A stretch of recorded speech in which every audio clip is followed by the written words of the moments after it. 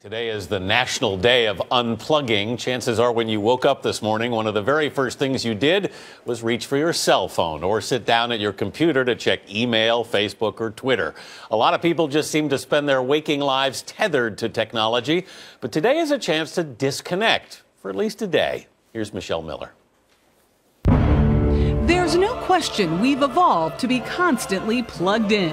I saw the best minds of my generation distracted by texting, emailing, tweeting. But on Friday night, Jeremy Goldberg and company opted off the grid. So I think we should have our final tweets. Putting away all electronics for 24 hours. Off, not standby. We all know it's the button up there, so stop it. Just do it. Fine. A recent survey found that no mobile phobia causes panic in most of us. 58% can't live without one for more than an hour. So how do you find the balance?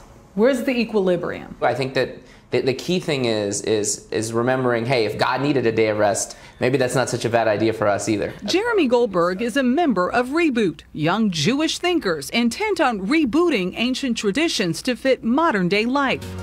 3 years ago, it spawned the Sabbath Manifesto, which encourages people to shut down their devices once a week. I think it is fair to say that I have an addiction to technology. Now the brainchild of Dan Rollman has turned into a national day of unplugging. Even tech heavyweight Ariana Huffington is on board. Unplug! For some, it's a welcome rest for our wired lifestyle.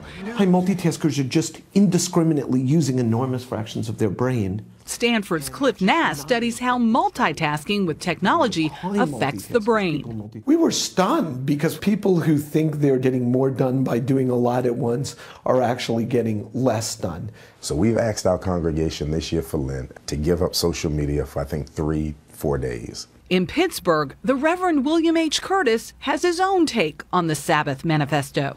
It'll be hard for me because I practically live on Twitter. Unplug! No matter who you are, unplugging seems to require strength from a higher power. I'm with you to power down and revisit the present tense.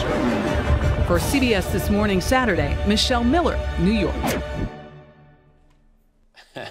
I like this concept. I like it too, but here's how addicted to this stuff I am. To promote this story, I actually tweeted out it was Unplugging Day.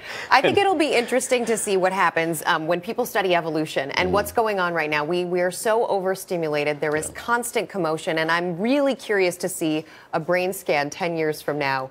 How does it differ from present day because of all of this stuff? Well, I thought the point that the gentleman in there made about how our brain responds to this was really interesting. Really, really interesting. Nice work by Michelle Miller.